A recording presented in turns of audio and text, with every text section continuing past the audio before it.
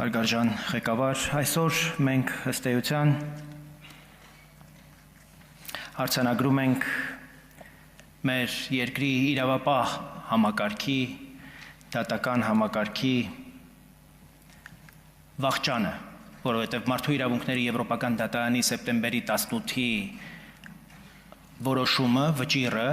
ուղղակի արձանագրում է համատարած անգործությունը 17 տարվա եւ ես կարծում եմ, որ մենք շանս ունենք սեպտեմբերի 18-ի վճիռը դարձնելու նաեւ փոսից այդ համակարգը դուրս բերելու հնարավորություն ու ես շատ պիտի ուզեի, որ այս լսումները նաեւ ծառայեն այդ նպատակին։ Մենք այսօր այստեղ ենք պետության, բարոյականության դատաստանի առջև կանգնելու համար։ 17 տարի մենք բոլորս որպես համակարգ խուսափել ենք ըստ էության պարզ ճշմարտությունից։ Ասելու, որ Հայաստանի Հանրապետությունը գնդակահարել է Հայաստանի Հանրապետության քաղաքացիներին։ Դատարանը ըստ էության Մարդու իրավունքների Եվրոպական դատարանը հաստատեց ոչ միայն կյանքի իրավունքի խախտումը, այլև ասաց, որ 17 տարի մեր երկրում չի եղել արդյունավետ քննություն, պետությունը չի կատարել իր պարտքը, պարզելու, թե ով է հրաման տվել, ով է կրակել, ով է սպանել եւ ով է թաքցրել։ Այս վճիռը հայելի է, որի մեջ մենք տեսնում ենք կոնկրետ անուններ՝ նախագահ Քոչարյան, վարչապետ Սերժ Սարգսյան, գլխավոր դատախազ Աղբան Հովսեփյան, ոստիկանապետ, պաշտպանության նախարար, գլխավոր շտաբի պետ, ամբողջ պետական համակարգը։ Եվ իհարկե ազգային ժողովի նախագահ, կոալիցիան այդ օրվա քաղաքական մեծամասնություն, Բարգավաճ Հայաստան կուսակցություն, Հայեղափոխական դաշնակցություն, Հանրապետական կուսակցություն։ Եվ օրինակ երկիրը հետո եկավ։ Մարդու իրավունքների Եվրոպական դատարանը ըստ էության առանց անուններ նշելու սահմանում է պետության պատասխանատվությունը։ Իրավական, քաղաքական եւ բարոյական իմաստով սա նշանակում է մեկ բան։ 2008 թվականի իշխող վերնախավն ամբողջությամբ պատասխանատու է պետական մեքենայի կազմակերպած սպանությունների, խոշտանգումների, ապօրինի կալանավորումների եւ դրանց բողոքարկման համար։ Ժողովրդավարական պետությունները վաղուց անցել են նման փորձությունների միջով եւ ձևակերպել մի շատ պարզ սկզբունք։ Այն երկրները, որոնք առերեսվել են ժողովրդավարության, սահմանադրական կարգի եւ պետական հիմքերի դեմ գործած հանցագործությունների հետ հստակ պատասխանել են։ Մարդասպան ռեժիմները չեն կարող իշխանության վերադարձի իրավունք ստանալ։ Չեն կարող վերադառնալ եւ պետությունից մեզնից թալանած փողերով մասնակցել ժողովրդավարական գործընթացներին, վերադառնալու եւ ժողովրդավարությունը ջախջախելու եւ մեր ապագան կործանելու համար։ Գերմանիան, Ֆրանսիան, Լեհաստանը, Չեխիան, Ռումինիան եւ Մոլդովան ուղղակի ապացուցում են այդ իրողությունը։ Այս բոլոր օրինակներում կա մեկ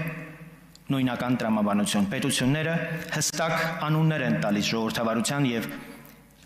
պետության թշնամիներին եւ անհնար դարձնում նրանց քաղաքական ռեինկարնացիան եւ ռեաբիլիտացիան։ Հիմա հարցը մեր առաջ է. ինչ ենք անում մենք Մարդու իրավունքների Եվրոպական դատարանի այս վճռից հետո։ Մենք գիտենք, որ 2008-ի մարտի 1-ին բանակը, ոստիկանությունն ու ուժային կառույցները առանց օրինական հիմքի ներգրավվել են քաղաքական բռնաճնշումների մեջ, տապալվել է սահմանադրական կարգը,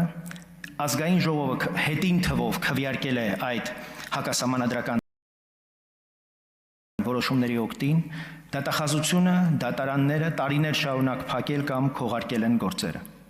Այս ֆոնին ասել, որ հաջորդ խորհրդարանում չպետք է լինեն Քոչարյանին եւ Սերժ Սարգսյանին առաջնորդած քաղաքական ուժերը,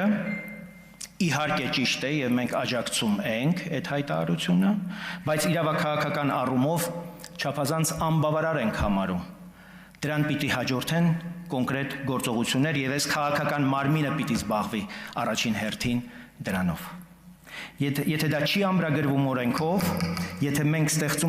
չենք ստեղծում լյուստրացիոն մեխանիզմ, այդ խոսքը մնում է ցանկություն, ոչ թե պետության կամք։ Մեր գլխավոր խնդիրն է, որպեսզի մարտի 1-ի ոճրագործության ամբողջ այդ գործողությունը, այդ հանցագործությունը իրականացրած պետական բոլոր մարմինները, ազգային անվտանգության ծառայություն, ոստիկանություն, պաշտպանության նախարարություն, գլխավոր շտաբ, որոնց ըստ էության այդ գործողություններին, այո, մասնակցել եւ հովանավորել է գլխավոր դատախազությունը եւ դատական համակարգը ամբողջությամբ աջակցել է այս գործողություններին, նրանց պետք է տրվի իրավական եւ խաբարված Աղվան Հովսեփյանի կողմից հավաքական իրավաբանությունն է Հայաստանում, այլանդակված մինչև հիմա, որ դատաիրավական ռեֆորմը իշխանությունը գցել է ոտին։ Եվ արդյունքում մենք ստանում ենք այլանդակ որոշումներ դատարաններում։ Այս վնասը Հայաստանում դեռ հաղթահարված չէ։ Որն է չափանիշը, որ մենք պետք է համարենք, որ սեպտեմբերի 18-ի դատավճիռն իրականացված է, առանց դրա շատ հստակ քաղաքական մասի, իրավաքաղաքական մասի, մենք չենք կարող արձանագրել, որ դատավճիռը կատարված է Հայաստանի Հանրապետության կողմից։ Նախ եւ առաջ այս դատավճիռը հիմք է քաղաքական լյուստրացիայի համար։ Մարդկանց սպանել է պետությունը ըստ այս դատավճիռի։ Պետությունն ունեցել է իշխանություն, իշխանությունը ունեցել է գլուխ եւ ունեցել է քաղաքական ֆասադ, հանձինս կուսակցությունների ՀՀԿ, ԲՀԿ դաշնակցություն, որոնց ներկայացուցիչները թող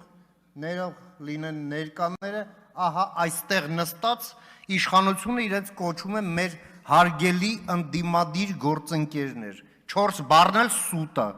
մերը չեն, հարգելի չեն, ընդդիմադիր չեն, այլ պետության թշնամին են եւ գործընկերել չեն։ Տարեք գցեք։